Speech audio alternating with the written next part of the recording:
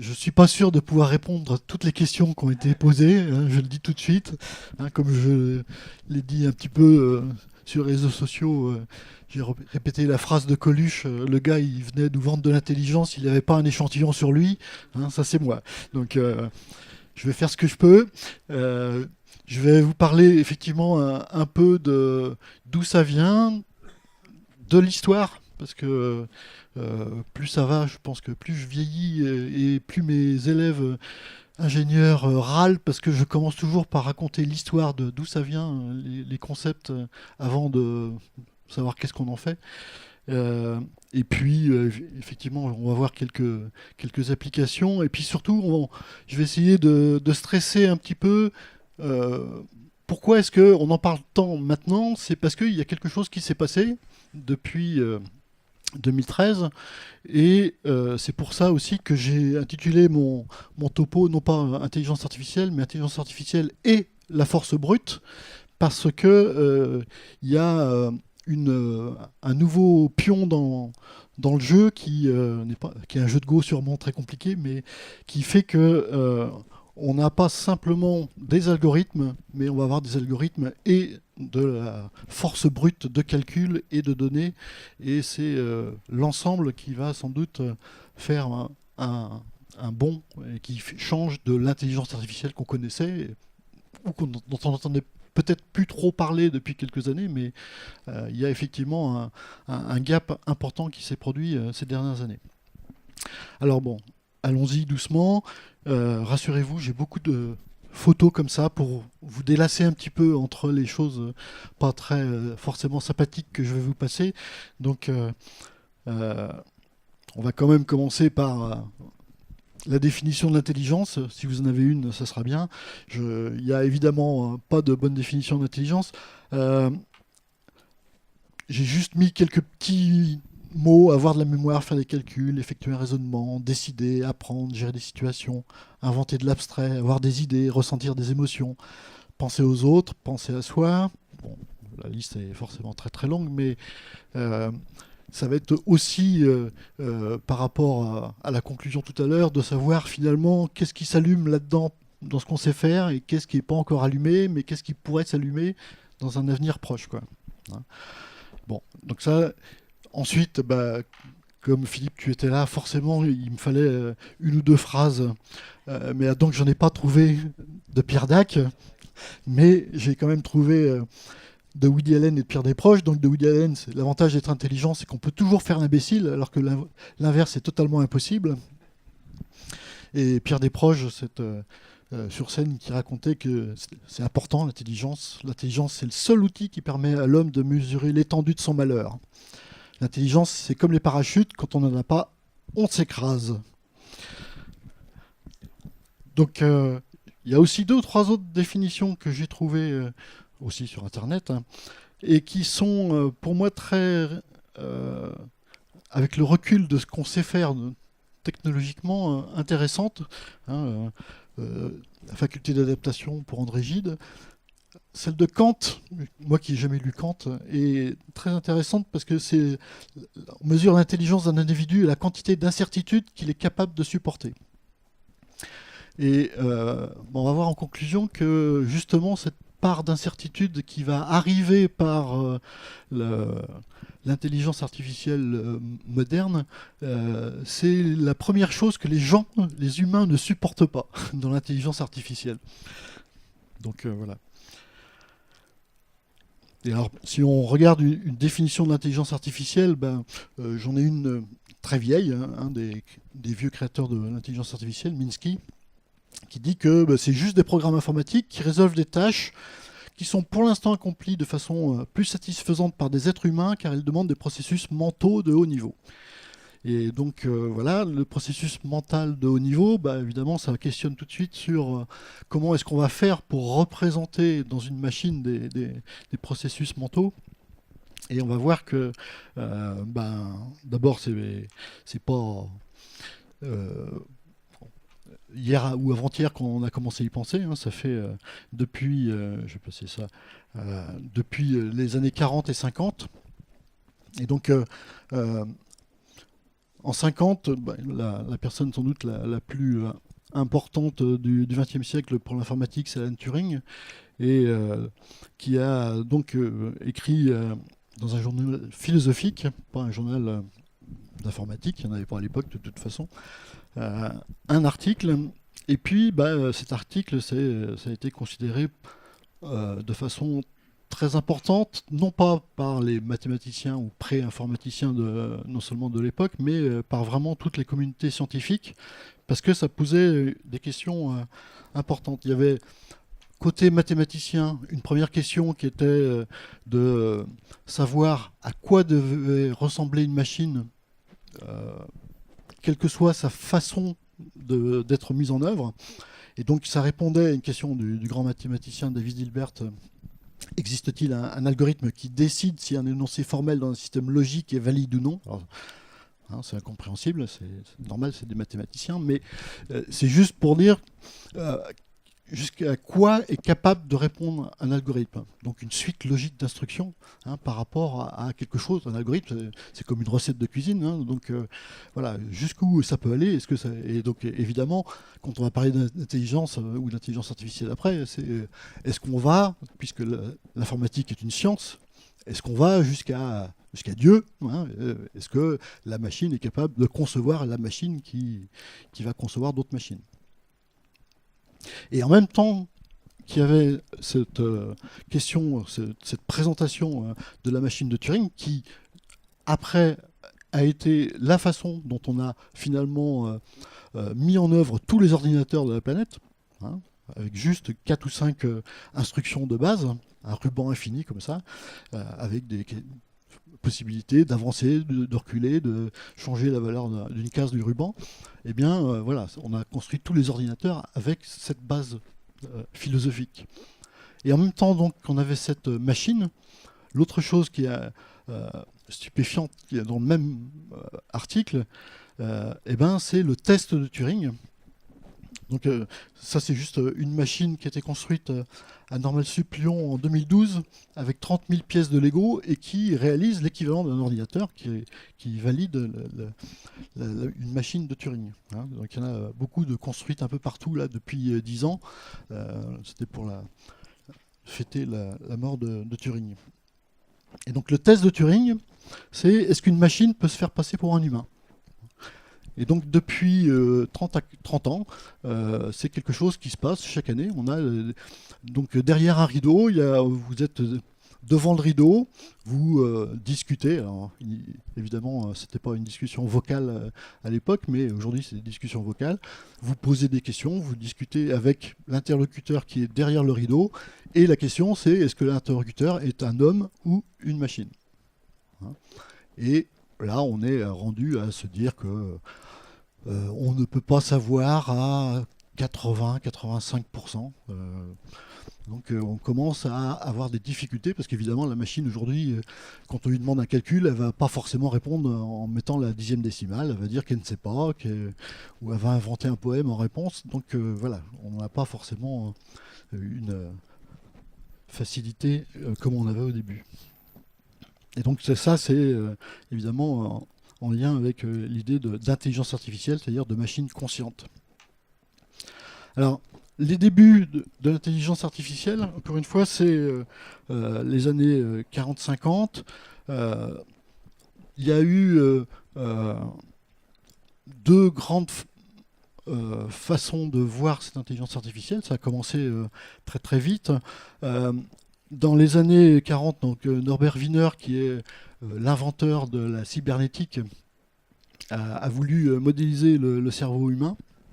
Et en tant que cybernéticien, c'est-à-dire je veux une boîte noire avec des entrées, des sorties. Et la seule chose qui changeait d'un système automatique, comme une machine standard, c'était la boucle de rétroaction, la grande invention de Norbert Wiener, pour modéliser le cerveau humain, pour dire que en fonction de ce qui sort, je vais changer mon comportement, ça va devenir aussi une entrée.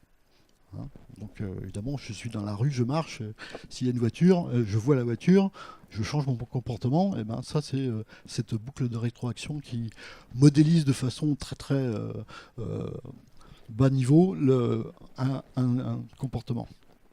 Et donc pendant une dizaine d'années, il va lancer des conférences qui s'appellent les conférences Macy, qui vont se tenir à New York avec des mathématiciens, des neurologues, des psychologues, des économistes, pour pouvoir commencer à designer ces fameuses machines qui auraient le plus de réflexion possible et qui ressembleraient à un comportement intelligent. Et donc ça va être une première façon de voir les choses en tant qu'automaticien, mais avec l'aide des biologistes. Et donc, ça va permettre, par ce mélange pluridisciplinaire, de créer un premier modèle mathématique qui s'appelle un neurone formel, et de développer une des deux approches, parce qu'on va parler de façon assez sommaire de deux grandes familles d'intelligence artificielle, qui sont cette première approche qui est le connexionnisme, c'est-à-dire que finalement je regarde, à l'époque on n'avait pas beaucoup de machines pour regarder le cerveau humain et surtout de le regarder en fonctionnement, mais je vais modéliser le passage d'un neurone à un autre, ce qui peut être au niveau le plus bas, et après je vais juste en mettre plusieurs pour voir comment ça se passe. Et donc ça va permettre à un neuropsychologue de l'époque d'avoir le prix Nobel avec la règle de Hebb qui permet d'expliquer la mémoire via justement ce processus de cette boucle de rétroaction. Et donc, à partir de là, donc, on a une espèce de début de compréhension neuronale du cerveau humain, et puis ça va donc être pris comme le modèle pour les gens qui vont faire développer les machines. Donc, au total, ce connexionnisme, c'est l'approche, on va dire, par le bas. J'ai mis ça en haut juste pour que vos connexions neuronales soient un peu embêtées. Et l'approche par le haut, je l'ai écrit en bas. Donc, approche par le bas, ça veut dire que, encore une fois, je prends le plus petit élément, je les mets les uns avec les autres, et puis je vois comment l'information va transiter de l'un à l'autre. Et puis, très vite, on va avoir d'autres mathématiciens et des gens du langage qui vont se dire non, le cerveau, ça marche pas comme ça. Le cerveau, c'est d'abord et avant tout, pour un cerveau humain, c'est avant tout le langage, l'expression pour l'humain, ça va passer par le langage. Et donc, il me faut une manipulation symbolique, donc un langage particulier, pour pouvoir réussir à avoir une machine intelligente. Et donc, on va voir que ces deux approches vont donner deux types d'intelligence artificielle qui ne sont pas incompatibles. Il y a des machines qui vont utiliser un peu des deux, mais c'est quand même quelque chose de tout à fait important parce que aujourd'hui, quand on parle d'intelligence artificielle, en gros, la moitié des algorithmes vont utiliser du connexionnisme, des réseaux de neurones, et l'autre moitié ce qu'on appelle des systèmes experts, un mécanisme totalement différent qui va partir du haut et qui va modéliser une situation et puis avec des règles faire que ça fonctionne et produire des résultats. Et sur des années 70 à aujourd'hui, sur certaines dizaines d'années, c'est un modèle qui va donner les meilleurs résultats. Sur d'autres, ça va être l'autre modèle. Donc il n'y a pas antagonisme. Alors, je vais aller assez vite sur tout ça. Vous aurez ça sur les diapos si vous voulez les revoir après. Mais donc ça, c'est du côté des gens qui réfléchissaient côté langage. Ils vont. Donc c'était essentiellement on va dire des matheux. Il y avait Shannon, qui a inventé la théorie de l'information. Et puis les autres, c'était des pré-informaticiens, parce que encore une fois, il n'y avait pas de machine à l'époque, donc il y en avait deux ou trois. Et donc côté du cognitivisme, on veut manipuler des symboles donc dire qu'on part du postulat que le lien entre la pensée et le reste du monde se passe par le langage, et donc il nous faut des nouveaux langages pour manipuler ces symboles. Bon, j'ai mis l'exemple de Gabusomeux pour rappeler que les Shaldoks avaient aussi leur langage et que c'était. Mais c'est un bon exemple parce que voilà, on a juste 4 éléments de langage et puis après on peut les associer, on peut faire des choses complexes à partir d'un nombre très faible d'éléments de langage. Et la preuve, c'est que les ordinateurs en ont que 2, 0 et 1. Donc cette approche cognitivisme va être celle qui va vraiment l'emporter pendant des années 60, 70, 80. Et donc, on va commencer avec des langages spécifiques à démontrer des théorèmes de maths. Donc, c'est parce qu'on commence par le plus facile. Hein. J'ai A, j'ai B. Si A implique B, alors je peux faire des choses. Donc, c'est très logique et ça va être le plus facile à faire. Bon. De là, on va se dire, on va pouvoir commencer à démontrer des théorèmes de maths, on va pouvoir maintenant passer à un problème un petit peu difficile.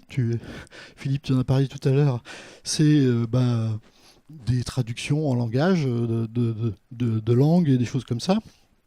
Et donc, on va en même temps donc, créer des langages spécifiques, donc pas simplement le Gabusomeux, mais un langage qui s'appelle le Lisp.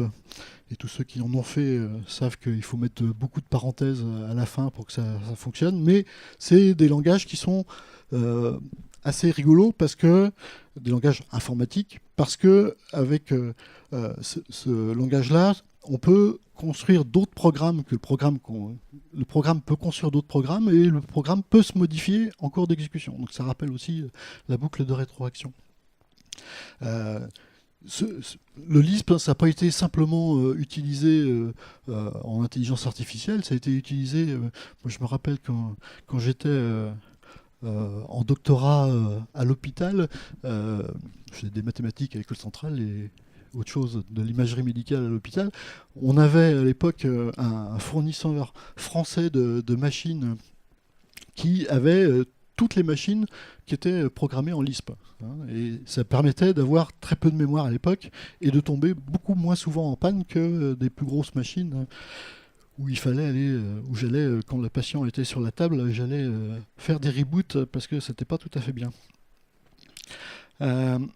Donc, on va commencer toujours à améliorer ces choses-là. Je passe là-dessus. Et puis, il y a un moment où ça va pas fonctionner. Parce qu'on a commencé, on est en pleine guerre froide et on va commencer à vouloir traduire de l'américain en russe, du russe en américain, hein, et on va commencer à se rendre compte que finalement, faire une traduction de langage, c'est bien plus compliqué que faire des démonstrations de géométrie en mathématiques. Et donc ça va être arrêté. Enfin, tous les supports, alors que c'était l'armée américaine avait mis beaucoup d'argent là-dedans, ça va être à peu près arrêté. Hein, juste pour donner un exemple très célèbre, donc pour savoir si la traduction marchait bien, ce qu'on faisait, on écrivait des phrases en américain, on les faisait passer par la machine pour qu'elle les écrive en russe, et puis une fois qu'elle les avait écrites, on les faisait repasser en américain pour voir si le résultat correspondait à ce qu'on avait au départ. Hein. Et donc la phrase célèbre, c'est l'esprit est fort mais la chair est faible, qui était donnée en américain. On passait la machine en russe, on revenait du russe, et le retour, c'était la vodka est forte mais la viande est pourrie.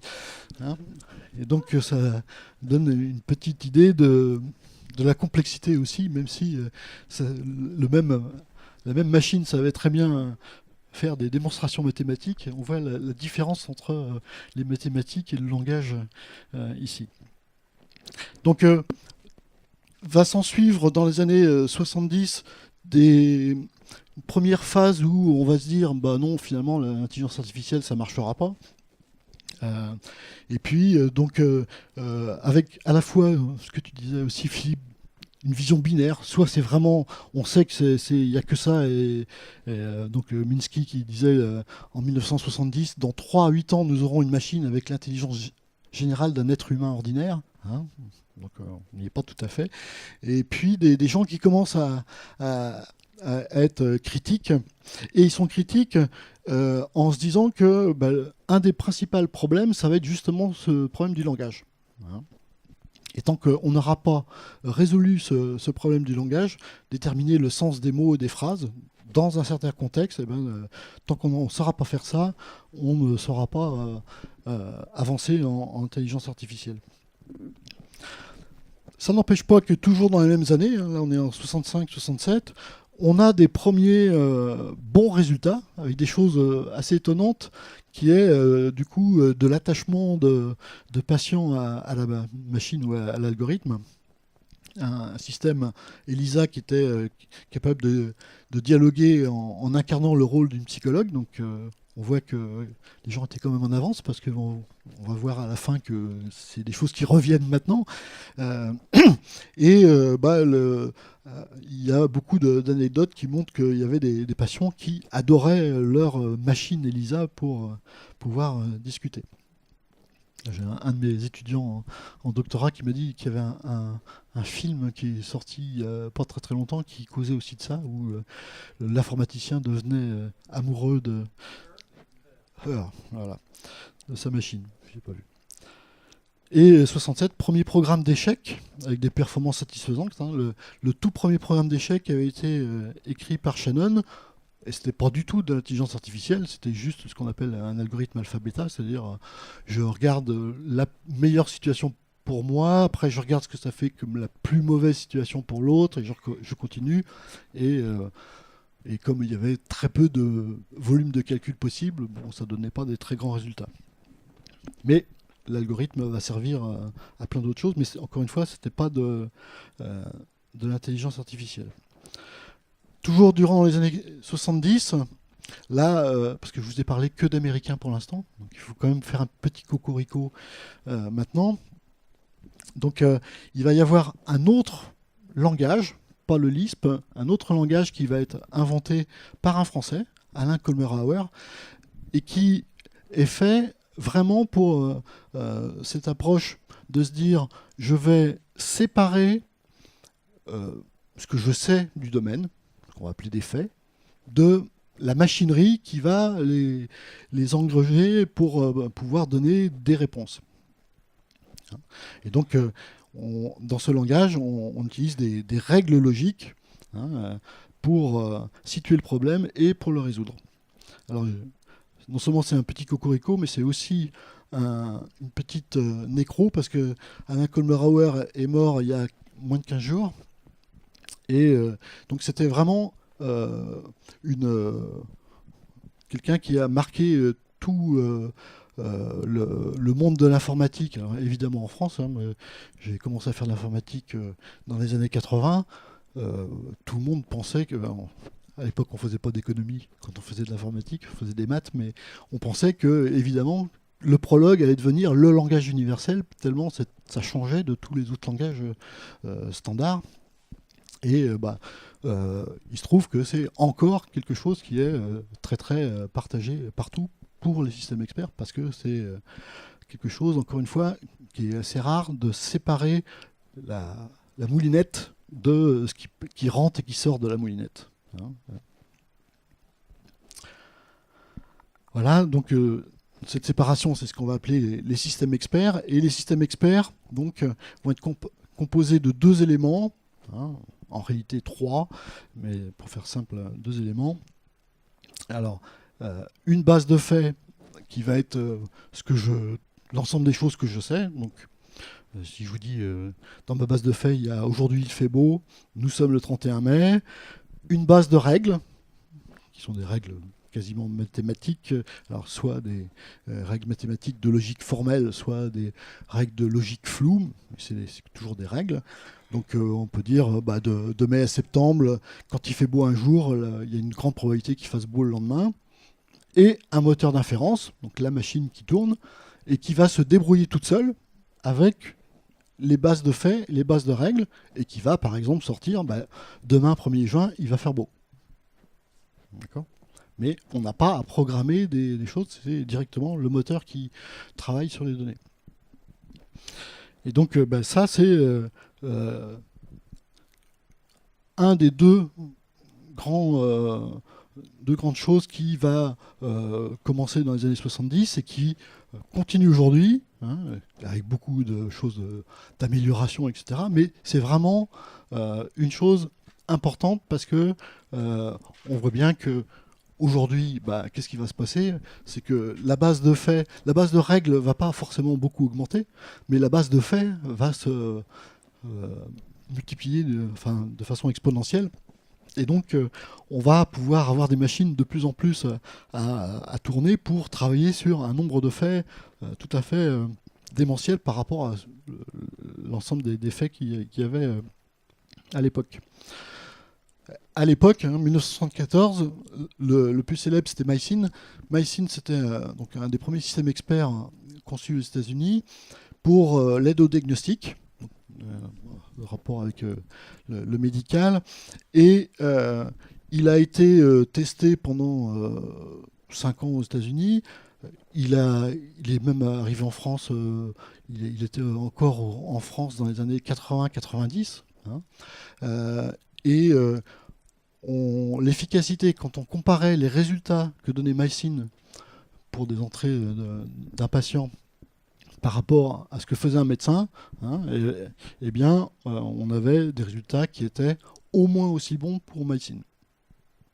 C'est la première fois où on a une machine qui, par rapport à un expert, donc le truc s'appelle système expert, mais par rapport à un expert humain, va donner des résultats qui sont comparables. Hein.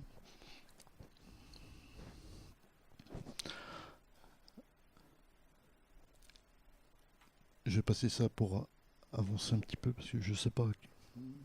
Je sais que je parle beaucoup d'habitude.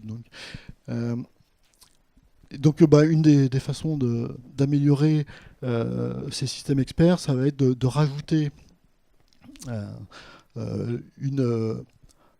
qu'on appelle l'apprentissage par renforcement, c'est-à-dire d'avoir une pénalité, une récompense à chaque fois que on a quelque chose qui s'avère vrai ou qui s'avère faux.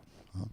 Donc j'ai mis comme référence la machine à apprendre dans les Soudoués post le bac, mais l'idée est simple, mais c'est exactement ce qui se passe dans ces systèmes-là. Et ça change beaucoup la probabilité de donner une bonne réponse, comme quand on reçoit beaucoup de baffes.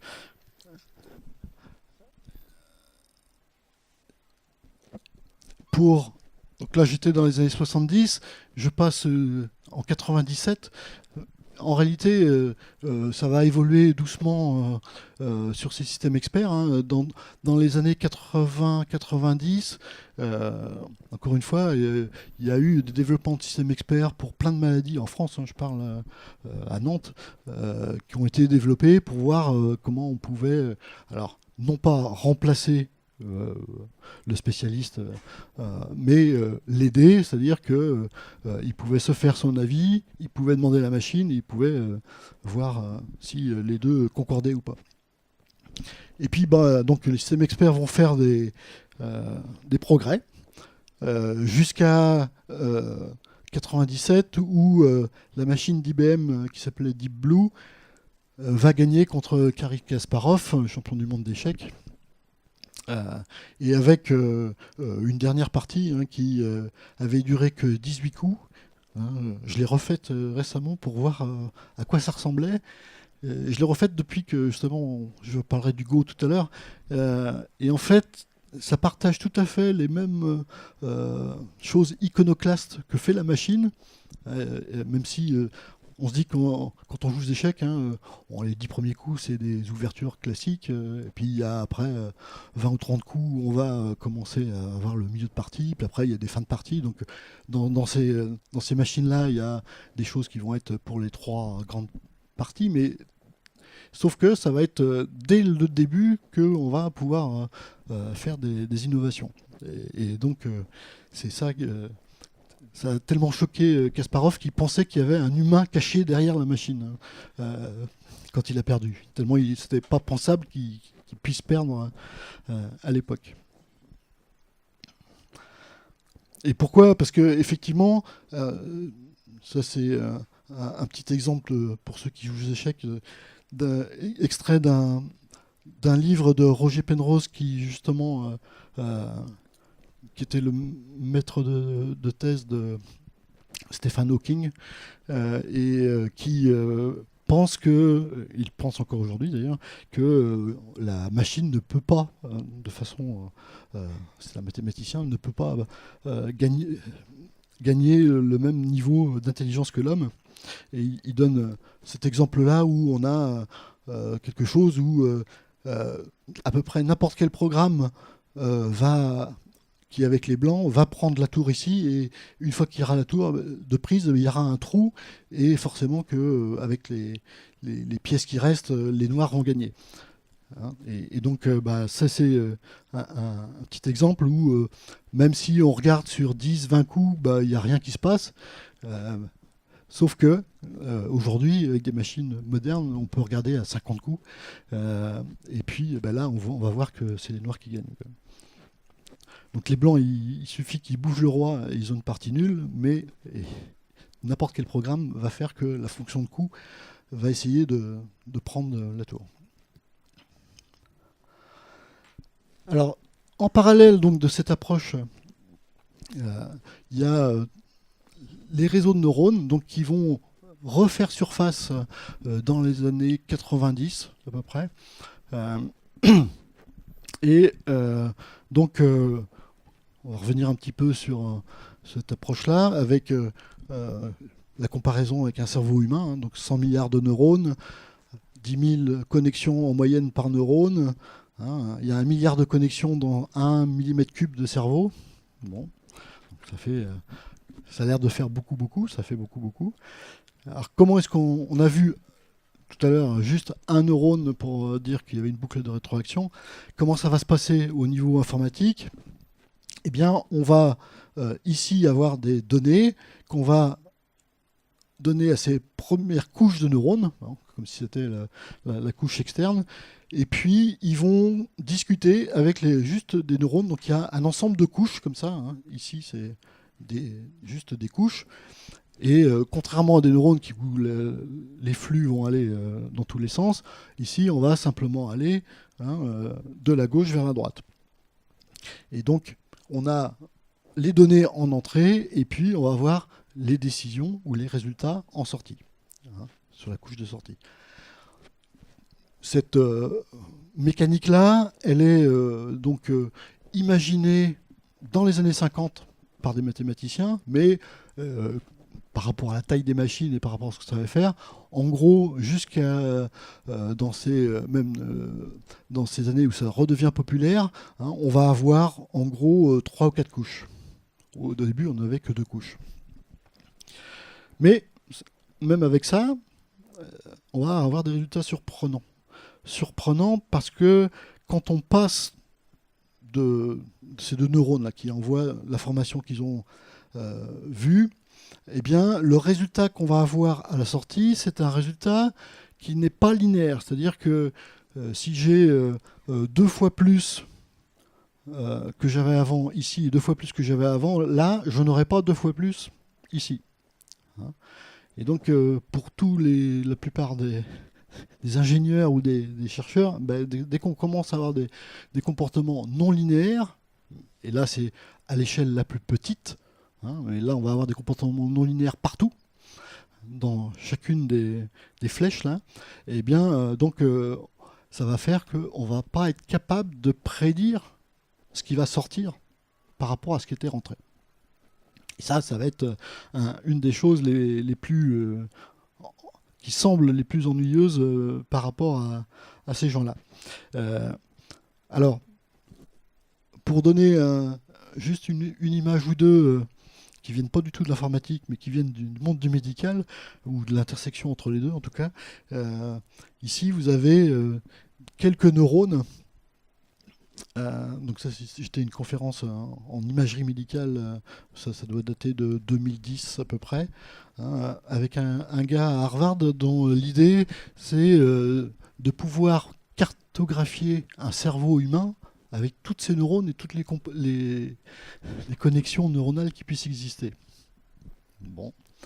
Euh, donc on arrive comme ça à avoir par des mécaniques de gènes et en changeant pour avoir des couleurs différentes sur chacun des neurones, c'est une souris, c'est pas un humain.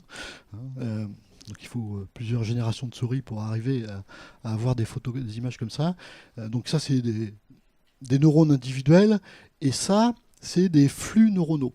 Hein. C'est sur une épaule de souris, et ce qu'on voit, ça c'est comme des images.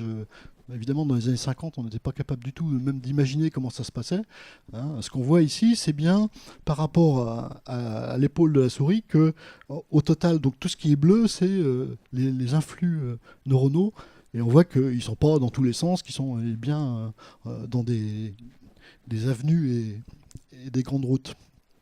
Hein, donc il y a tout ce qui est intéressant pour savoir comment finalement ça va fonctionner. Par contre, hein, le calcul montre qu'une carte du cerveau demanderait un stockage de l'ordre de millions de pétaoctets. Donc un pétaoctet, hein, c'est quand même déjà une bonne machine, puisque c'est 1000 téraoctets.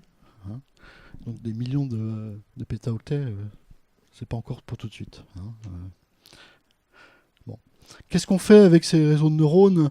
On va faire notamment une des choses importantes qui est de l'apprentissage. Hein, et donc, si j'imagine avoir une voiture qui roule toute seule, c'est pas un exemple que je n'ai pas mis de photo, mais c'est un exemple qui est important aujourd'hui. Eh bien, je vais avoir plein de capteurs, et puis ce qu'il faut savoir, c'est qu'est-ce qui va se passer pour pouvoir déterminer si je peux continuer d'appuyer sur l'accélérateur ou s'il faut que je freine en urgence. Donc, pour ça, ça veut dire que si ici sur l'axe des X, j'ai un premier capteur, sur l'axe des Y, j'ai un second capteur, et puis que j'ai le résultat, et voilà, je vais avoir des choses comme ça, et il faut, pour savoir prendre la décision, tracer une droite ici qui va me dire, ici, d'un côté, je pars dans le décor, et de l'autre côté, je reste sur la route, quoi. Et donc, prendre une décision, c'est mathématiquement faire cette droite-là, hein, et c'est ça qui va faire très bien un réseau de neurones, et il va pouvoir le faire à une vitesse suffisante, c'est-à-dire à plusieurs centaines de fois par seconde. Bon, évidemment, dans la vie réelle, on a souvent des situations comme ça, et donc là, on n'est pas sûr de savoir prendre toujours la bonne décision. Bref, pour tout ça, maintenant je reviens un petit peu juste pour lier ce qu'on a vu, les deux approches avec la force brute. Hein, et donc la force brute, c'est pour montrer que quand on était ça c'est le nombre de transistors et donc la puissance d'une machine qu'on avait et qui double la loi de Moore, c'est pour dire que ça double, le nombre double dans une machine tous les 18 mois. Et ça, c'est une loi qui s'est vérifiée entre 1970 et 2000. On peut aller jusqu'à presque 2005, mais qui, en fait, maintenant, on s'en sert plus. Pourquoi? Parce que c'est plus une machine qui va être important, hein, ça va être plein de machines. Et donc, à partir du moment où on a ce qu'on appelle des multicœurs, c'est-à-dire plusieurs processeurs dans une seule machine, cette loi-là n'agit plus. Et donc, on pourrait dire que depuis 2000, on va remplacer cette loi de Moore par la loi du plus fort. Et la loi du plus fort, c'est d'avoir énormément de machines. Et quand je vais avoir énormément de machines, je vais pouvoir faire tourner en très peu de temps des algorithmes comme ceux qu'on a vus avant. Et pour vous donner un petit exemple, hein, donc Google par bâtiment de stockage a à peu près 75 000 machines. Donc dans une machine, j'ai plusieurs cœurs, etc. Et donc ça fait un flot qui transite à l'intérieur du bâtiment qui est de 1 pétabit par seconde. Et le volume traité par Google par jour, c'est 24 pétaoctets. Hein, donc voilà. Donc au total, dans le monde, il y a 2500 pétaoctets de publiés, donc d'utilisés par jour.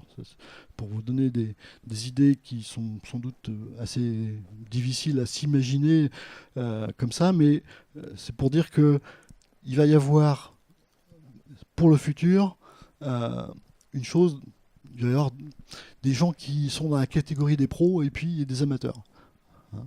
Les pros, quand on a des machineries comme ça, on va pouvoir faire une intelligence artificielle qui va avoir des résultats totalement différents d'autres, des amateurs, on va dire, parce que l'ensemble des données sur lesquelles on va faire mouliner ces machines vont être multipliées non pas par 100, par 1000, mais par des facteurs bien plus importants. Or, le résultat de ce qui sort va dépendre du volume traité. Quelques applications, quelques petites... maintenant... ouais, alors, IBM Watson, donc c'est un programme de chez IBM qui dure depuis une dizaine d'années. 2 ou 3 faits marquants. Donc ça, c'est un programme avec un super système expert, on va dire. Hein. C'est pas une approche réseau de neurones. Gagnant Jeopardy. Donc Jeopardy, c'est ce jeu américain où il faut savoir quelle était la question. Et ce qu'on donne, c'est la réponse. Et donc, pourquoi est-ce que j'ai mis ça en avant ici? C'est un jeu, mais c'est surtout un jeu qui est basé sur le langage, avec toute la subtilité du langage. Et donc, il a 200 millions de pages de langage naturel dans sa mémoire, et c'est comme ça qu'il a gagné, avec moins de 3 secondes pour aller chercher tout ça et à le mouliner avec son système expert. Donc, on voit bien que par rapport aux traducteurs américains, russes, que là, on travaille bien sûr du langage, même si c'est un jeu, et qu'on est capable de battre l'humain sur quelque chose comme ça. Ce même Watson travaille aussi beaucoup pour la santé, hein, et donc il est capable d'aller trouver dans des images, par exemple, des anomalies qui sont imperceptibles à l'œil humain depuis 10 ou 20 ans. Je disais tout à l'heure, je travaillais aux États-Unis en 90. À partir de 90, à partir du moment où on a commencé à avoir des images numériques, on a commencé à avoir des algorithmes qui étaient meilleurs que l'homme, que le spécialiste, pour aller trouver dans une image du cancer du sein, par exemple, du carcinome, dans des images 6000, d'aller trouver un problème qui représente 1 pixel. Ça, même le spécialiste, il n'arrive pas à le faire, la machine y arrive. Travaillant à la Food and Drug Administration, je me rappelle que le premier algorithme qui a été normalisé par le gouvernement américain, c'était dans ces années-là, vers 93. Un autre exemple assez incroyable de Watson, déterminé chez une patiente de 60 ans, une forme rare de leucémie, ça c'était l'été dernier, que les médecins ne parvenaient pas à diagnostiquer.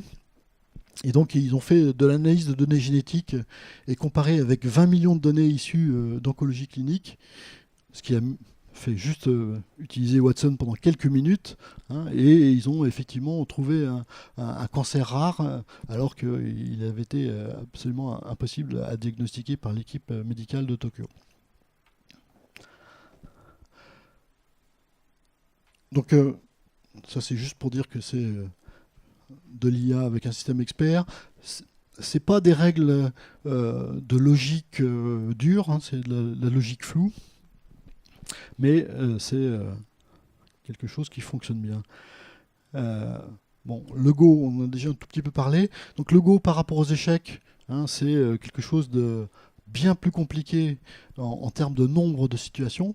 Hein, c'est-à-dire que le nombre de pièces au total, même si aux échecs les pièces ont des comportements différents, le nombre de situations qu'on va avoir au Go, c'est absolument incroyable. Et donc AlphaGo l'année dernière, donc en octobre, c'était révélé en janvier 2016, a gagné 5-0 contre FanShui. Donc cette société-là donc, a été rachetée par Google en 2015. A gagné 4-1 contre l'ICEDOL, qui était ça en mars 2016, hein, qui s'était trouvé très félicité pour avoir gagné une partie contre cette machine-là. Et qui, donc, il y a une semaine, AlphaGo a gagné contre le meilleur joueur du monde 3-0, sachant que le meilleur joueur du monde a essayé de reproduire ce que faisait la machine pour essayer de gagner contre elle. Hein, ce qui peut être une théorie intéressante, mais qui n'a pas fonctionné. Et du coup, toute cette entreprise anglaise au départ, donc maintenant, a dit bon, on arrête le Go, bon, on a montré qu'on était meilleur que l'humain là-dessus, et on va faire autre chose, hein, notamment travail dans la santé. Sur les drones de l'armée américaine,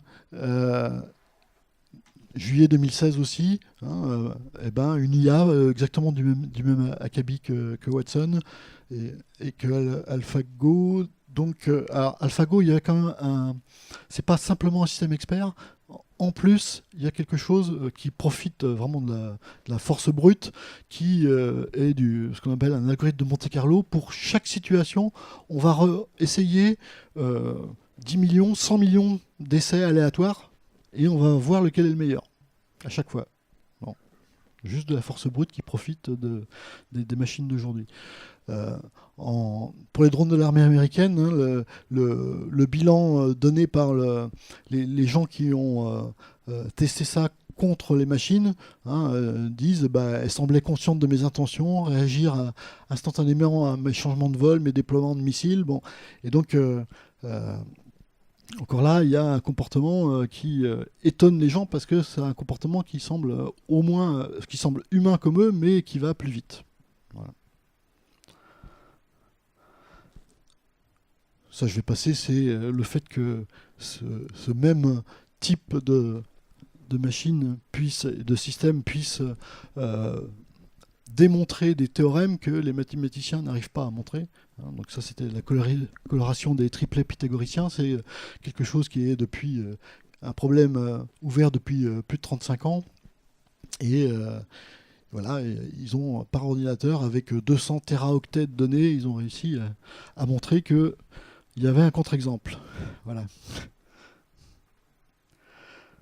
Ça, c'est le Google Planet, donc un algorithme où vous lui rentrez une photo et il vous dit où elle a été prise, hein, sans avoir rien d'autre que sa grosse base de données. Et voilà. Donc, quand on lui rentre la photo de la Tour Eiffel, il dit que c'est ici. Hein. Et donc, cet algorithme-là, il a été pareil challengé par des humains pour savoir est-ce que l'algorithme était meilleur avec donc des gens qui se battent partout sur la planète. Et donc, la comparaison avec 10 Globetrotters fait que c'est à peu près kiff-kiff. Hein. L'algorithme gagne, c'est pas 25 sur 50, c'est 28 sur 50. Bon, on peut dire que c'est du pareil.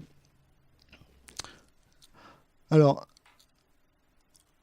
un autre chose, mais ça, mes diapos sont pas dans le bon ordre. Je vais revenir après. Bon, donc en résumé, hein, dans la plupart des secteurs d'activité où il faut de l'intelligence, on voit que quand même, mais sur un secteur donné, attention, la machine va être capable de surpasser l'homme.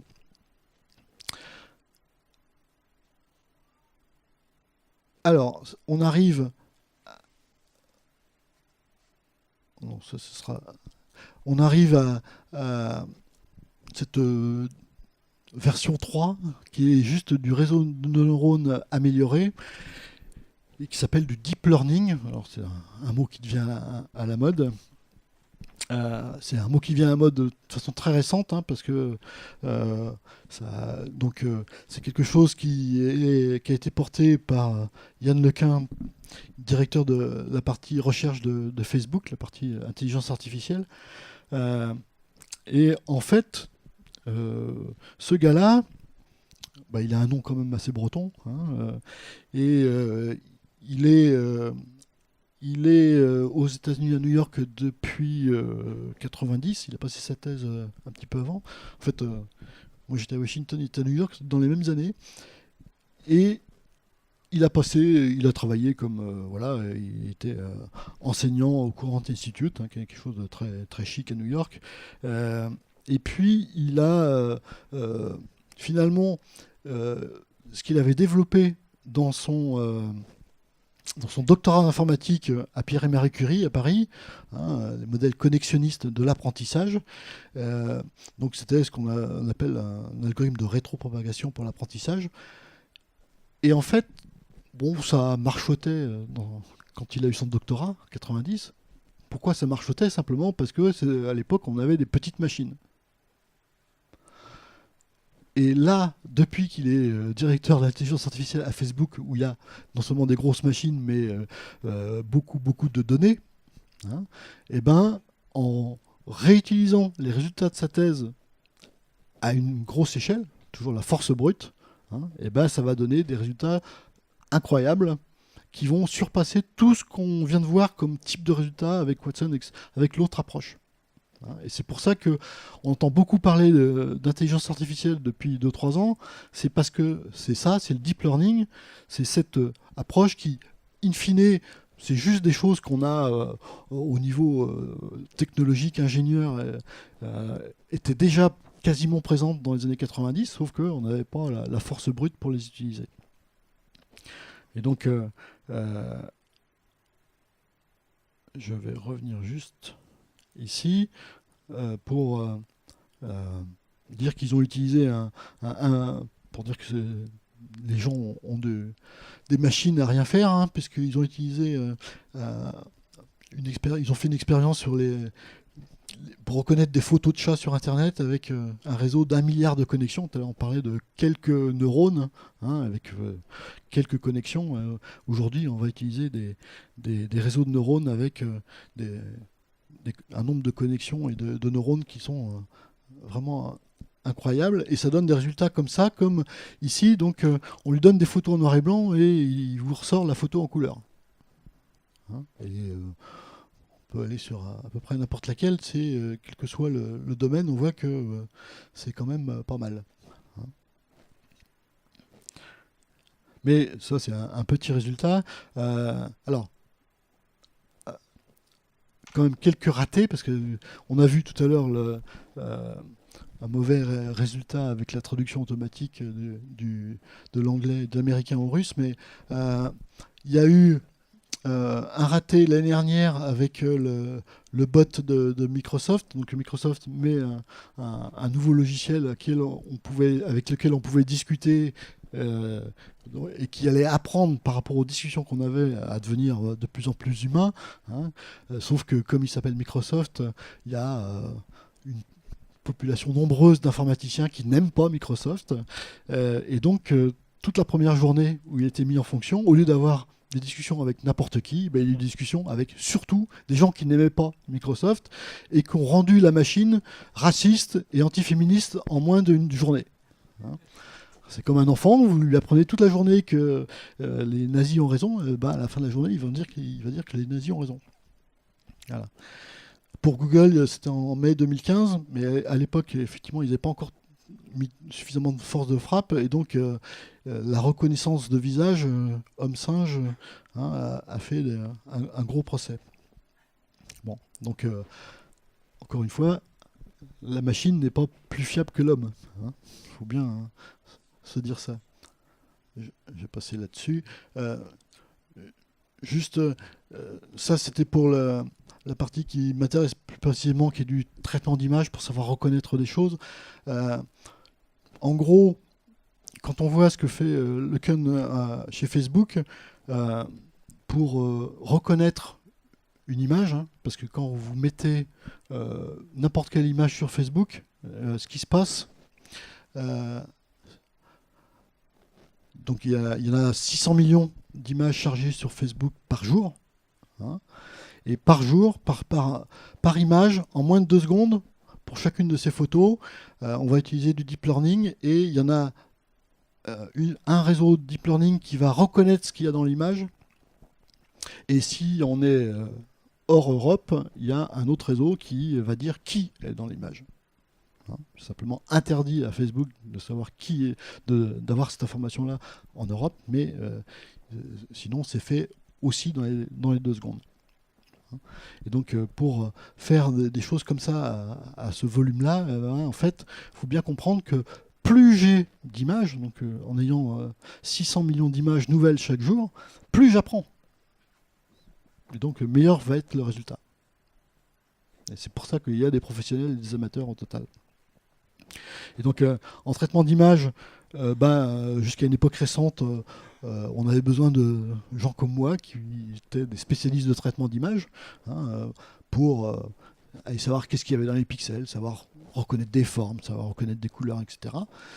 Savoir mettre tout ça dans des grands algorithmes compliqués. Et avec les nouveaux algorithmes de Facebook, à tous les niveaux, on a juste du deep learning, des réseaux de neurones qui vont de ce qui se passe au niveau des pixels jusqu'à dire il y a Monsieur Audic qui est au milieu de la photo.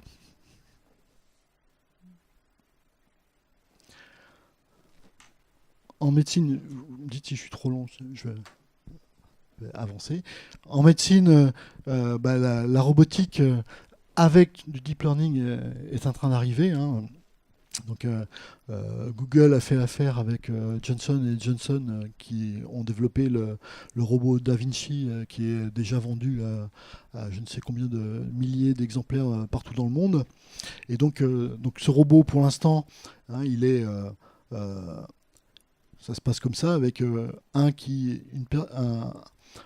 chirurgien qui en gros va surveiller ce qui se passe et puis le robot qui va faire la pratique. Donc il y a quand même la main de l'homme qui supervise ce que fait le robot, mais en rajoutant le deep learning dedans, et évidemment dans très peu de temps il n'y aura plus le chirurgien, et donc on aura un robot chirurgien, et contrairement à ce qu'on pourrait penser ou ce qu'on pensait il y a 30 ans, finalement, aujourd'hui, on est dans une société où si on vous dit que le robot, il fait jamais aucune erreur et qu'il est beaucoup plus précis qu'un chirurgien qui est plutôt en fin de carrière par rapport à, hein, il faut 15 ans à un chirurgien pour acquérir un geste, quand il l'a fait depuis 15 ans, on sait qu'il faut qu'il s'arrête.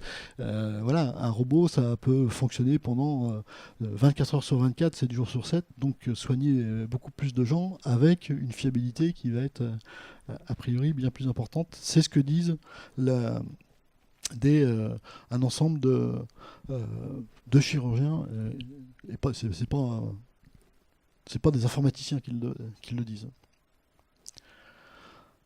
Bon, il y a des robots aussi, hein, dans le domaine des médias. Julien m'excusera, mais je passerai là-dessus. Et je vais juste arriver sur une étude pour savoir quelle va être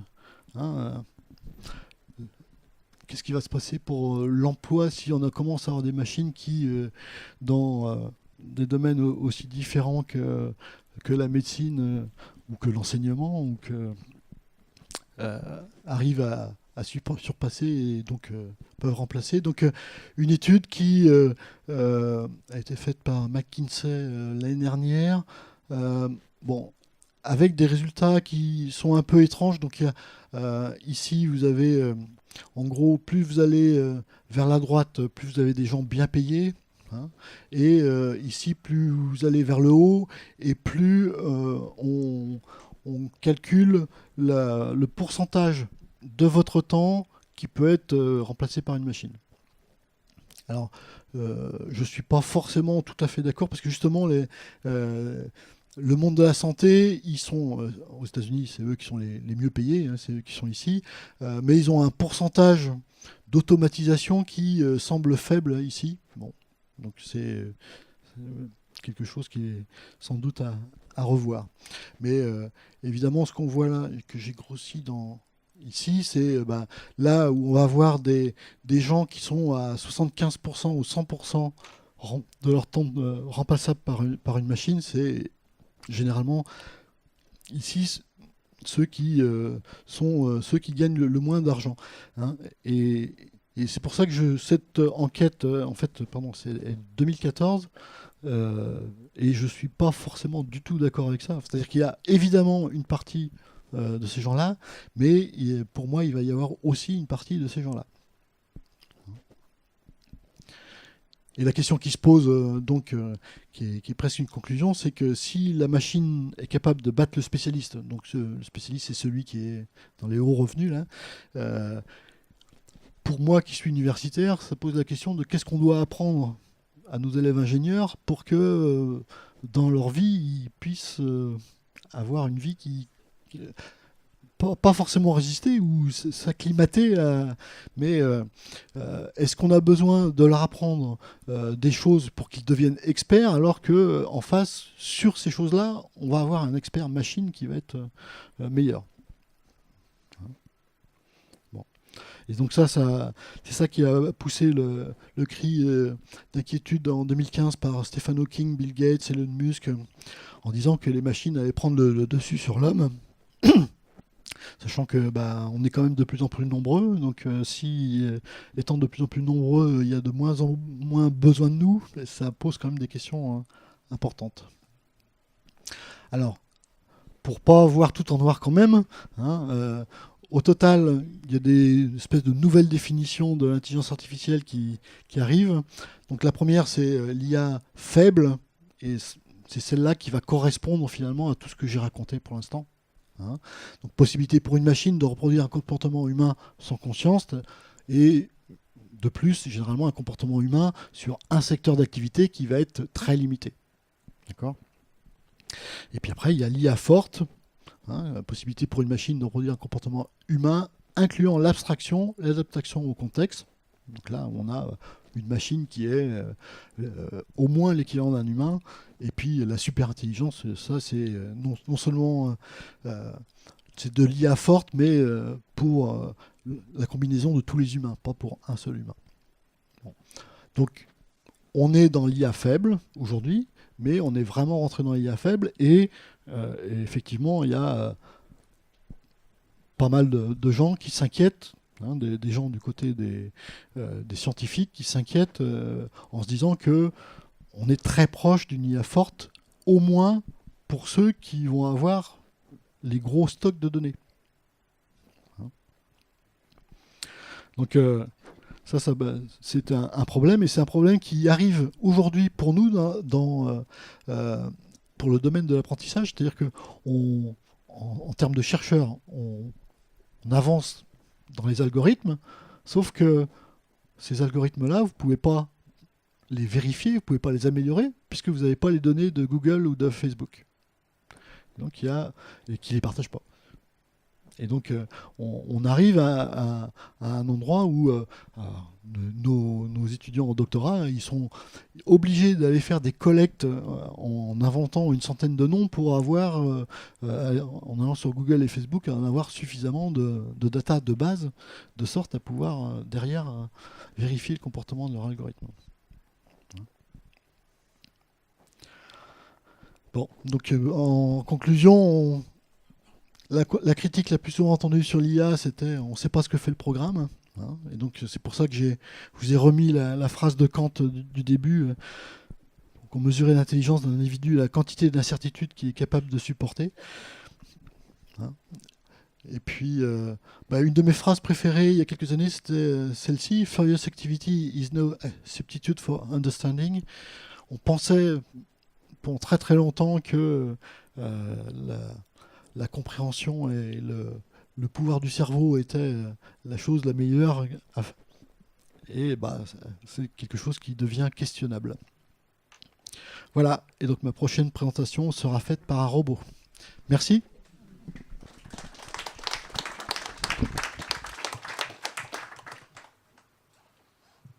Tu nous avais promis de revenir sur une diapo que tu as présentée au début, sur ce qui fait l'intelligence humaine, en disant, voilà ce qui s'allume aujourd'hui. Tu l'as cette diapo ou tu la montreras plus tard peut-être? Non. On va retourner. En gros, tout ce qui est ici, dans le haut, là, ça c'est l'intelligence artificielle faible. Hein. Et la partie inventée de l'abstrait, c'est la limite entre l'intelligence artificielle faible et forte. Hein. Avec aussi avoir des idées. Hein. Il y a des moteurs, des systèmes qui essaient par exemple d'écrire de nouveaux théorèmes. On invente des nouveaux théorèmes, puis après on va vérifier s'ils sont bons ou pas. Donc ça existe aussi. Encore une fois, pour les théorèmes, pour les mathématiciens, c'est plus facile que dans du langage ou des choses comme ça. Mais voilà. Pour la partie qui est en bas, c'est l'intelligence artificielle forte. Donc voilà. Mais ressentir des émotions, donc il n'y a aucune machine qui sait ressentir des émotions, mais il y a depuis 5 ans un nouveau secteur d'informatique qui s'appelle Computational Emotional Computing, qui fait d'essaie de trouver dans des images, dans des photos, dans des vidéos, dans des interviews de la voix, d'aller retrouver les émotions qui sont liées à l'humain qui est en face. Et donc ça, c'est quelque chose qui progresse. Et donc, si on est capable de le faire sous forme d'algorithme, d'aller trouver que je suis fatigué, stressé ou triste, hein, c'est ce qu'on arrive à faire, évidemment qu'on va le remettre de l'autre côté dans la machine. Bien, alors qui veut se lancer pour poser? Alors, voilà. On a quelques universitaires dans la salle, donc... Ce ne sera pas une question très universitaire. Dans les noms de personnes et d'entreprises que vous avez cités, il y a très majoritairement donc des Américains. Est-ce que ça vient des liens que vous avez eus avec ce pays, ou est-ce que ça veut dire que l'essentiel de l'intelligence artificielle se trouve aux États-Unis? Alors pour ceux qui me connaissent, il y en a dans le fond de la salle, ils savent que je suis plutôt un anti-Google primaire. C'est-à-dire que j'essaie d'expliquer à pas mal de monde, non pas les bienfaits de Google, parce que ça on les voit tous les jours, mais d'expliquer les travers et le fait que ce soit juste une entreprise qui ne veut pas votre bien, qui veut juste gagner des sous. Et comment est-ce qu'ils gagnent des sous? C'est en ayant des datas. Encore une fois, tout ce business du siècle, ça va être d'avoir les données et de pouvoir les stocker et de pouvoir les traiter. Donc voilà. Donc après, pourquoi est-ce que c'est des sociétés américaines? C'est toutes les sociétés françaises qui marchent bien ou qui vont bien marcher, qui sont de l'ordre de la start-up, comment est-ce qu'elles se développent aujourd'hui? Je sais bien, parce qu'on a chez nous à Polytech, et on parlait de Mojette, il y a une société Mojette qui est aux États-Unis depuis 2 ans. Forcément qu'on est obligé de partir aux États-Unis, et c'est là où on va avoir des levées de fonds de dizaines ou de centaines de millions de dollars pour pouvoir devenir une boîte suffisamment importante pour simplement montrer que notre produit est meilleur que les autres. Bon, et donc il y a des travers comme ça qui sont pour moi insupportables, mais pour l'instant on n'est pas capable de faire autrement. Bonsoir, je voulais savoir si on a essayé aussi de modéliser des systèmes experts de d'autres espèces que nous, en sachant que c'est vrai que le langage, nous avons un langage beaucoup plus élaboré même. Bon. Mais il y a d'autres espèces qui ont des performances qui excèdent les nôtres. Est-ce que c'est une problématique qui est abordée dans l'intelligence artificielle? Pas à ma connaissance. En fait, ce qui se passe, c'est qu'effectivement, il y a une partie de l'informatique qu'on appelle le traitement automatique des langues naturelles, qui a beaucoup progressé depuis 10 ou 20 ans et qui a beaucoup progressé et je parle uniquement par des systèmes experts.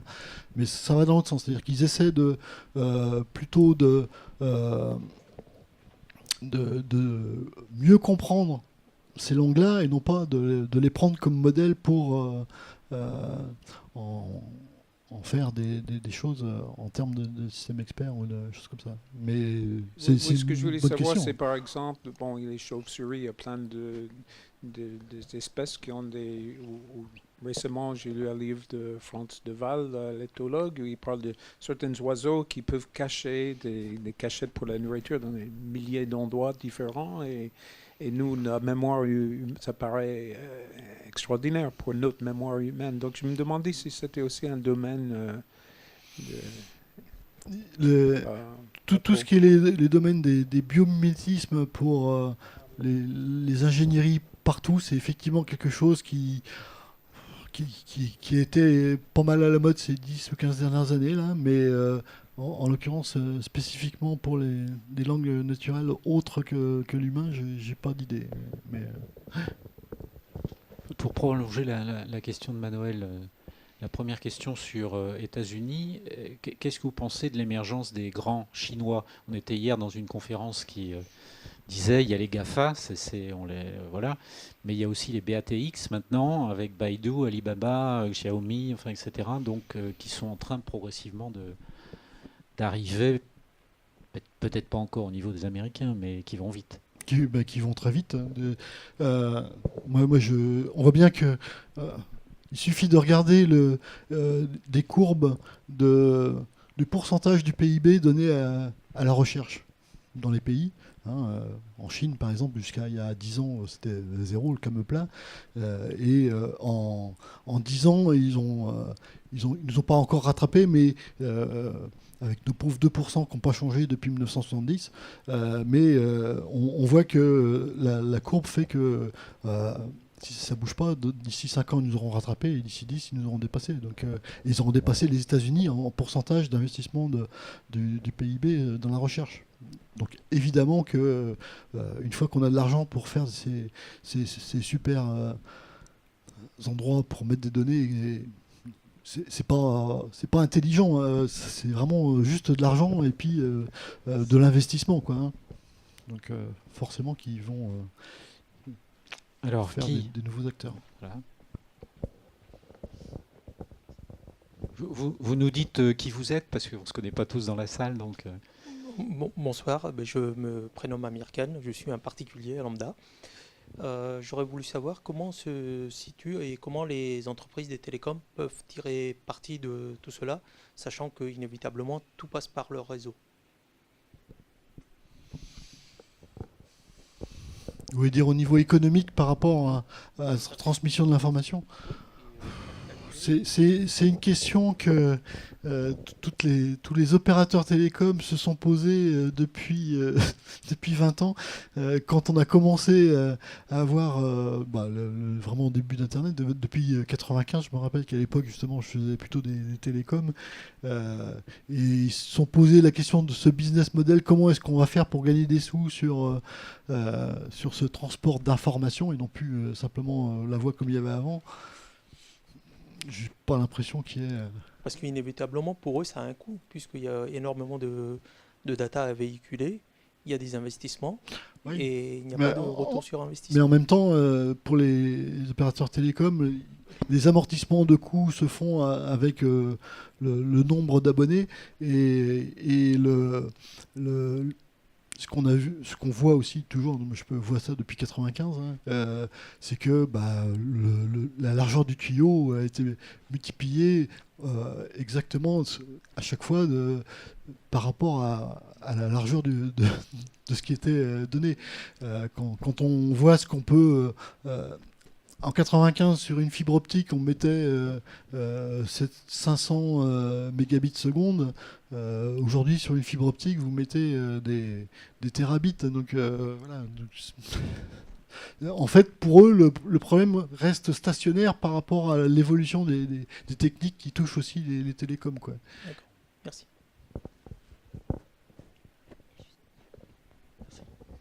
Oui, bonsoir, Pascal Rollo. Une petite question. Est-ce qu'on a fait un comparatif entre la consommation énergétique entre une intelligence artificielle et une intelligence humaine à capacité similaire?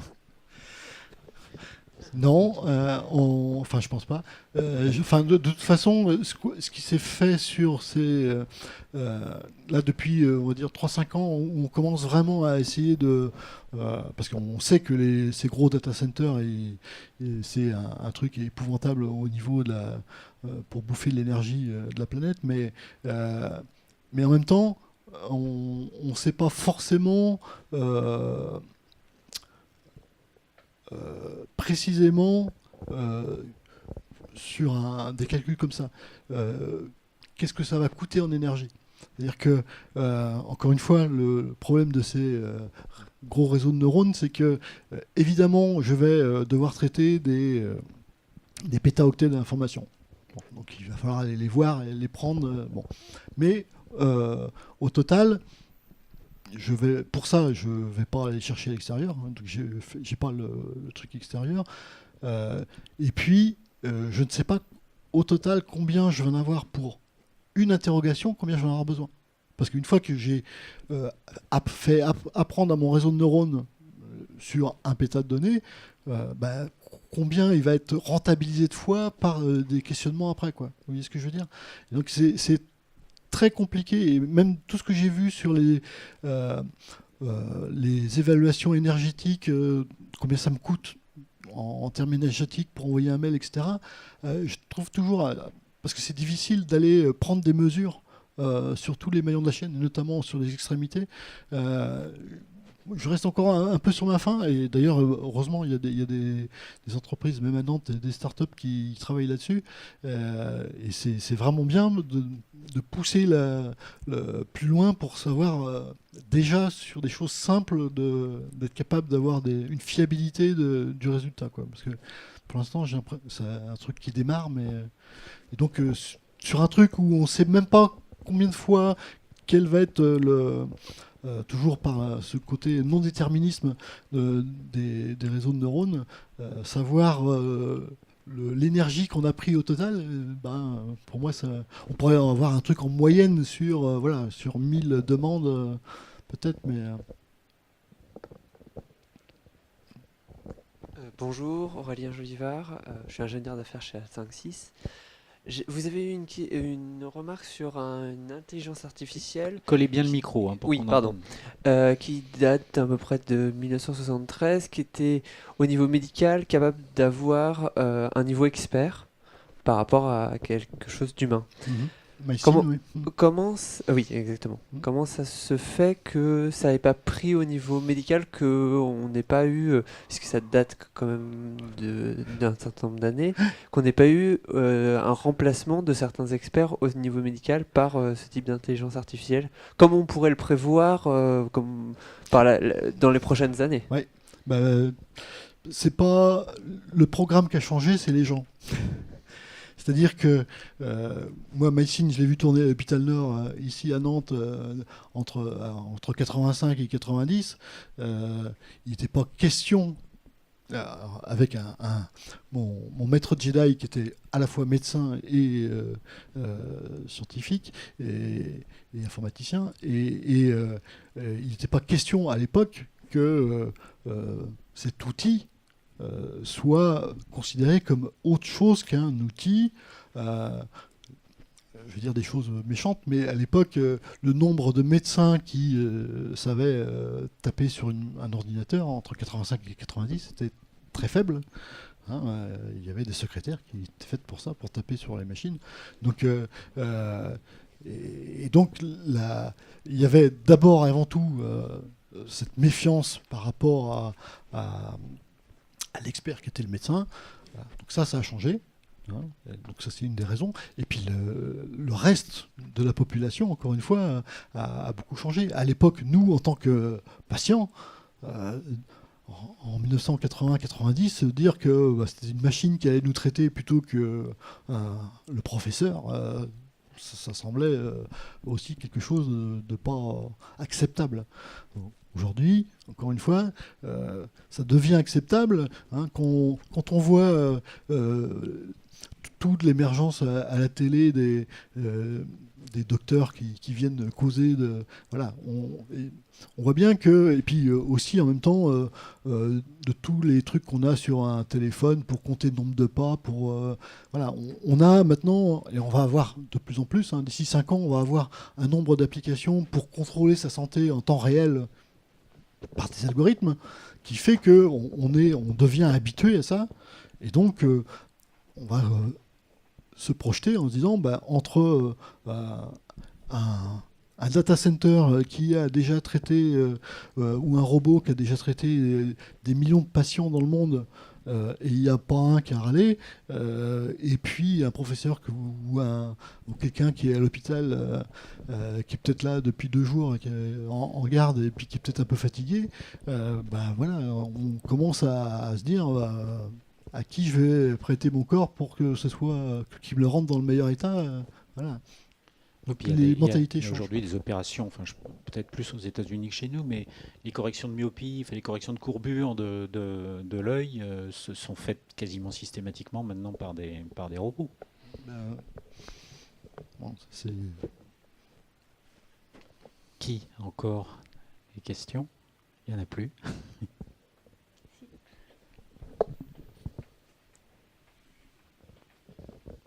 Ah, un journaliste qui a posé une question.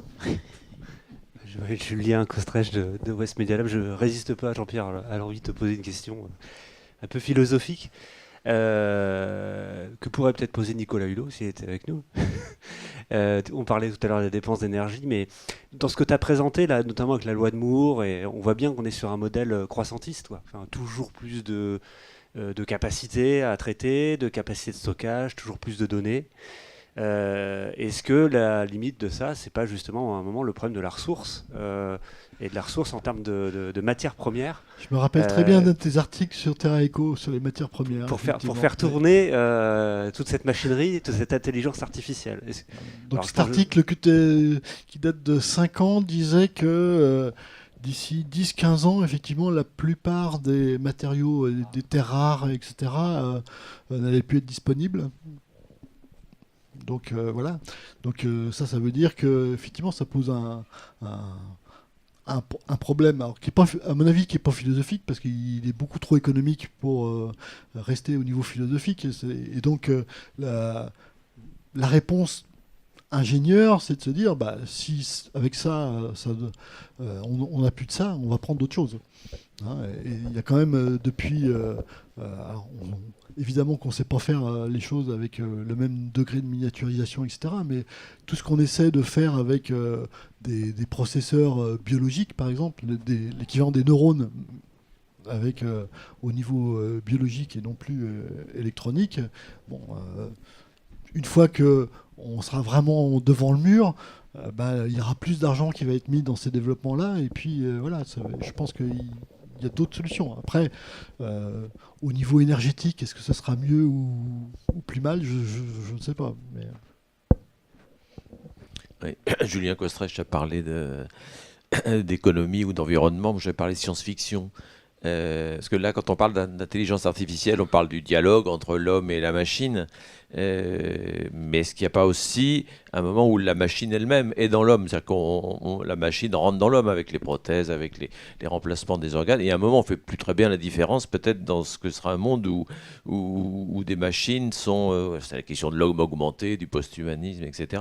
Alors, est-ce que le monde futur, c'est Terminator, ou on réinvente la lutte des classes, mais avec des machines ou avec des hommes augmentés ou plus ou moins augmentés? Donc effectivement, la problématique de l'homme augmenté versus l'homme réparé, c'est un vrai problème philosophique du coup. On voit bien que, en faisant de l'imagerie médicale et puis de l'informatique, on voit les progrès incroyables qu'on peut avoir justement avec des implants de tout type. Le fait de se dire que d'ici une dizaine d'années, on pourra avoir des implants de mémoire dans la mémoire et qui vont interagir avec notre mémoire de neurones et que ces implants vont pouvoir aussi interagir par communication avec votre téléphone portable. Ça me paraît assez évident. Donc, mais après, il y a sans doute des limites aussi à ces échanges comme ça. Moi, j'ai pas de. J'essaie de rester assez science et sans aller trop vers la fiction parce que déjà quand j'expliquais de la science depuis 15 ans, quand j'explique de la science aux politiques, ils ont tendance à aller vers la fiction mais à pas sortir le porte-monnaie. Donc finalement je reste sur des choses de plus en plus terre à terre. J'ai pas de boule de cristal pour dire à quoi ça va ressembler de ce côté-là. C'est vrai que à chaque fois que je vais dans des conférences comme ça qui mélangent le monde médical et l'informatique, on voit quand même des choses tout à fait incroyables chaque année, quoi. Donc le fait de vouloir cartographier du cerveau, avoir l'équivalent d'un cerveau humain qui soit mis dans l'équivalent d'une machine, bon, c'est des choses où effectivement le gars de Harvard, il a des millions de dollars pour le faire depuis déjà 5 ans et pour les 10 ans qui viennent aussi. Bon. Oui, question suivante, c'est Alain. Oui, Alain Lehenaf, Conseil du développement. Moi, je voudrais aborder la question du véhicule autonome. Est-ce que c'est un exemple typique d'intelligence artificielle? Et est-ce que ça va pas être un bras de fer énorme? D'un côté, les GAFA et de l'autre côté, les constructeurs automobiles. Il faudra bien qu'un gagne entre les deux, à terme. Oui. C'est effectivement... Alors, c'est effectivement un exemple typique de l'intelligence artificielle. Toutes celles les voitures Google qui ont déjà fait des millions de kilomètres en Californie, là, on se dit forcément que, pareil, sur 10 ans, 15 ans, il n'y aura plus besoin de passer son permis parce qu'on aura résolu le problème le plus difficile dans cette histoire. Et le problème le plus difficile dans cette histoire, c'est comment faire pour payer mon assurance. C'est plus du tout un problème d'ingénierie, c'est plus un problème d'intelligence artificielle, tout ça, ça marche. Donc, pour les plus petits constructeurs qui n'ont pas les moyens, ils achèteront, comme ils achètent déjà des pièces, soit en Chine, soit ici, soit là, ils achèteront une pièce qui sera le système expert, le moteur de neurones. Mais ça, c'est pas le problème. Le problème, c'est comment est-ce qu'on fait quand une de ces machines tape contre une autre machine ou tue quelqu'un, qui est responsable, et voilà, c'est ça le problème qui, depuis 10 ans, est posé sur la table et que les gens n'arrivent pas à se mettre d'accord. Oui, d'autres... Oui. Je vais rebondir, Pauline Ardois, je suis étudiante. Je vais rebondir sur la question de la voiture, conduite automatiquement. Là. J'ai lu récemment un article qui parlait du fait qu'ils avaient réussi à corriger le comportement de robots en mettant des électrodes sur des gens. Et quand les gens se rendaient compte qu'il allait y avoir une erreur, le robot corrigeait son comportement. Est-ce que vous pensez que ça pourrait être applicable justement à la voiture automatique? Est-ce que vous pensez que ça pourrait accélérer l'apprentissage des machines et du coup de l'évolution de l'intelligence artificielle ou pas? Sans doute si on est capable, parce que là je pense que c'est un fonctionnement, c'est du one shot, c'est-à-dire que on a la réaction et puis on n'enregistre pas tout, c'est-à-dire tout le contexte, qu'est-ce que je vois, qu'est-ce qui se passe, etc. Si on enregistrait tous les contextes et que on stockait ça dans un data center, là du coup effectivement ça pourrait aider, quoi.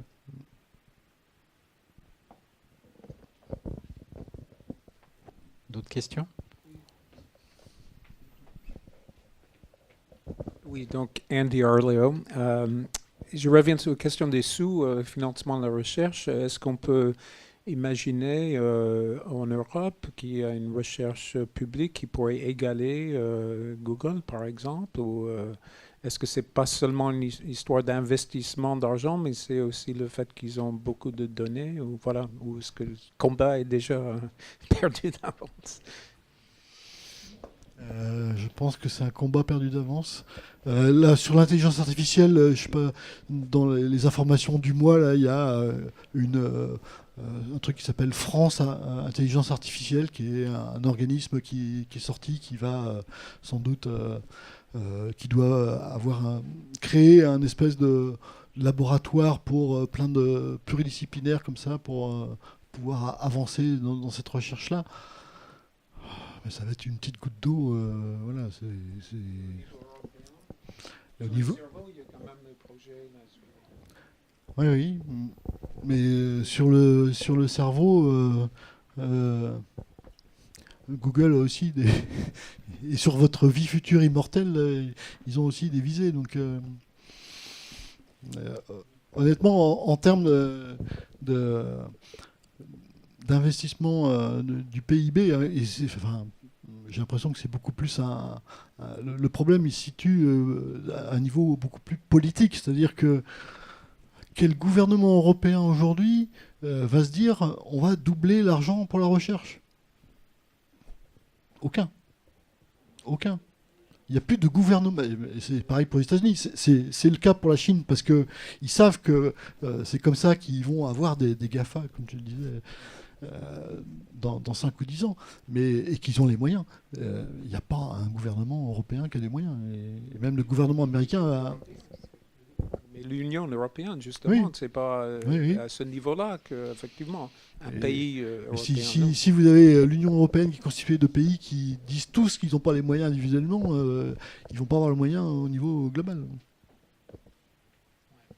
Ce qu'on a vu depuis 5 ans au niveau de la recherche européenne, c'est le plan H2020.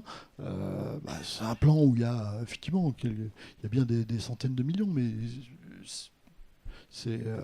je pense que si on voit ce plan, qui est un gros plan européen, et il faudrait comparer avec l'investissement de Google, effectivement, bon, pour voir si l'Europe égale Google. Sous le contrôle de Louis, hier, le conférencier qu'on a eu nous a expliqué qu'effectivement, quand on prend les 4 GAFA, là, c'est en dizaines de milliards d'euros qu'ils investissent dans la recherche et le développement. Et Apple, c'est l'exemple qu'il donnait, Apple, je crois que c'est une capitalisation de 714 milliards ou 724. Et en gros, uniquement sur les revenus générés par Apple, ils pouvaient racheter EDF et Gaz de France. C'était une conférence dans le cadre de l'énergie. Ils pouvaient racheter Engie et EDF 4 fois dans l'année. C'est-à-dire tous les trimestres, ils peuvent racheter... Donc on arrive sur une puissance qui est assez impressionnante, quoi. Donc, la conclusion, c'est que c'est normal que ce soit à eux d'investir dans la recherche future, parce que les États n'ont plus les moyens. Bon, faut pas être défaitiste quand même, non? Est-ce qu'il y a encore... Oui, Bruno. Oui, Bruno Day, Conseil de développement. Je viens sur une question industrielle, plutôt, pour changer un peu de la médecine. Aujourd'hui, on pourrait automatiser à peu près 100% de la construction d'une voiture, d'un appareil électroménager, de beaucoup d'ustensiles.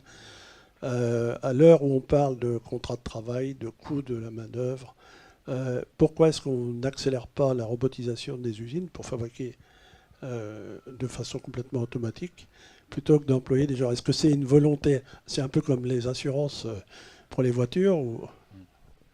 Ouais, mais si les gens n'ont plus de salaire pour acheter les machines qui sont fabriquées par les robots...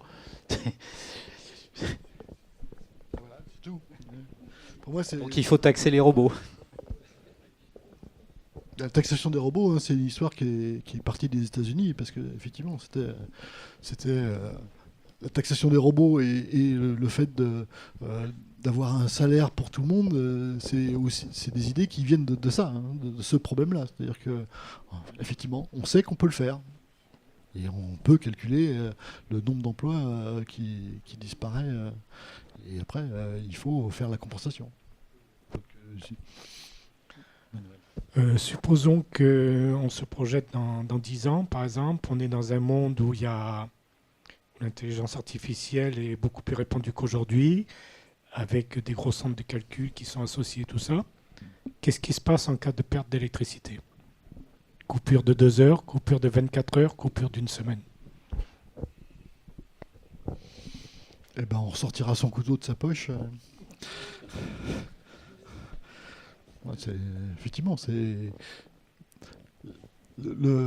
quand on voit pour les data centers de Facebook, d'Amazon, de Google, la sécurité qui est apportée pour éviter ces coupures-là, ça leur coûte la moitié du prix du data center, quoi. Donc ça n'empêche pas que ça coupe un petit peu de temps en temps, mais voilà. Et alors ça coupe, c'est bête, hein, ça coupe et ça supprime des comptes de gens qui payent pas la plupart du temps. Et ceux qui payent, ben, ils ont encore tout. Vous avez parlé d'intelligence artificielle faible et forte. C'est vrai qu'on a en tête, quand on parle d'intelligence artificielle, comme on en parle là, avec ce qui est déjà fait, et ce qu'on peut avoir en tête par rapport à des films ou des choses comme ça, on est sur un autre domaine, avec un domaine de conscience qui est beaucoup plus fort. Est-ce que pour vous, il y a un moment où il y a une barrière qui est franchie, ou est-ce que c'est quelque chose qui s'échelonne beaucoup plus graduellement et qui est beaucoup plus flou au niveau de la frontière entre les deux?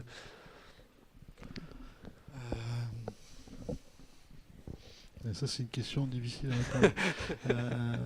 Parce que on voit bien qu'il y a, c'est très graduel la façon, par rapport à ce que j'avais tout à l'heure, le fait de dire inventer de l'abstrait, avoir des idées, ressentir des émotions. On voit bien que dès aujourd'hui, il y a un petit peu d'informatique, d'IA faible qui est déjà capable de commencer à travailler dans ces domaines-là. Donc c'est pour ça que c'est graduel.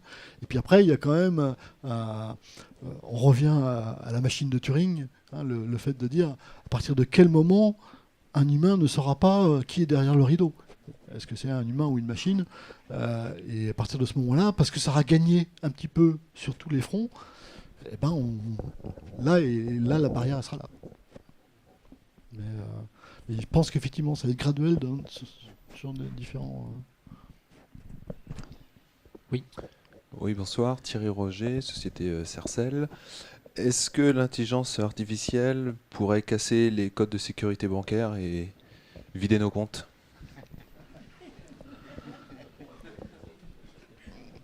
Je pense qu'il n'y a pas besoin de l'intelligence artificielle. Je pense qu'il y a juste besoin de force brute. Hein, toute la sécurité qui est là-dessus, c'est basé sur de l'arithmétique. Et en réalité, avec de la force brute, il y a une petite histoire comme ça.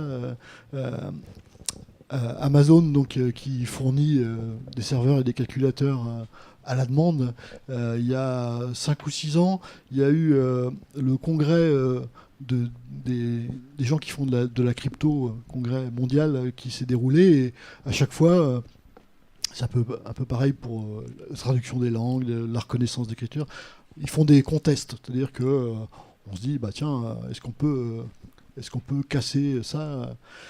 Et il y a un gars qui a loué des machines sur Amazon et qui a réussi à casser le plus gros code qui avait jamais été cassé en moins de 15 minutes. Voilà. Donc, mais par force brute, encore une fois. Hein. Et donc, si vous disposez de suffisamment de machines et d'électricité, eh bien, c'est faisable. C'est forcément faisable. C'est-à-dire que c'est juste une histoire de... Alors après, si je rajoute de l'intelligence artificielle par rapport à ça, honnêtement, je vois pas le plus. Mais encore une fois, par force brute, c'est forcément faisable, quoi. Bon, faut remettre les billets dans les piles de noix, là, non? Est-ce qu'il y a encore des... Oui. Alors c'est plus sous forme d'humour, hein, avec l'avènement de l'intelligence artificielle et donc par exemple le développement des voitures automatiques. Est-ce que d'ici 10, 15, 20 ans, on peut espérer la disparition des incivilités aussi bien des adultes que des enfants? Et je fais aussi référence aux surdoués qui passent le bac. À force de taper, on va peut-être faire rentrer des bonnes choses, des bonnes manières. Ça dépendra qu'est-ce qu'on leur a appris d'ici là. Mais encore une fois, l'apprentissage, la question de l'apprentissage de l'humain pour savoir qu'est-ce qu'on doit savoir, ça devient compliqué. Hein, donc, moi, travaillant dans une école d'ingénieurs, là depuis 10 ans, la première chose que je dis aux élèves ingénieurs, c'est que la première compétence de l'ingénieur, c'est de savoir dire bonjour. C'est la politesse. Bon. Parce qu'aujourd'hui, il n'y a pas besoin de savoir calculer. La machine, c'est beaucoup mieux calculé que n'importe qui. Même si je leur fais des cours avec un peu trop d'équations à leur goût. Mais... Moi, j'en ai peut-être une dernière pour parler. Est-ce que les gens qui tournent autour du logiciel libre, des choses comme ça, qui eux sont toujours dans des logiques militantes par rapport à Google, par rapport aux grands opérateurs, est-ce que eux s'intéressent à ces questions-là ou pas? Et je pense à ça parce que je disais une interview de Richard Stallman, là, qui est le pape, le gourou de ça, et qui, quand il parlait du téléphone portable, il disait mais c'est le rêve de Staline qui est enfin réalisé. Je ne sais pas, l'intersection monde du libre et puis IA, j'ai pas trop de... par exemple, sur l'ensemble des entreprises qui travaillent sur Nantes dans le libre, j'ai pas d'idée qu'il y en ait une qui travaille sur l'IA. Et c'est dommage, parce que c'est vrai que là, on essaie de promouvoir à Polytech pour le... Il y a des élèves qui vont créer des startups et donc qui peuvent, dans leur cursus ingénieur, créer en avance leur startup. Et par contre, pour les élèves en informatique, les informaticiens, ils sont très très pro IA. C'est vraiment le truc, quelque chose alors qu'on leur dit rien de spécifique là-dessus. C'est vraiment au niveau même des jeunes de 18 ans, on voit qu'ils sont très au courant et ils sont très intéressés par ça. Mais il n'y a pas encore de start-up, et notamment qui pourraient faire de l'open source par rapport à ça. Mais évidemment, la position philosophique de Stallman ne va pas changer avec l'IA. Ça m'étonnerait.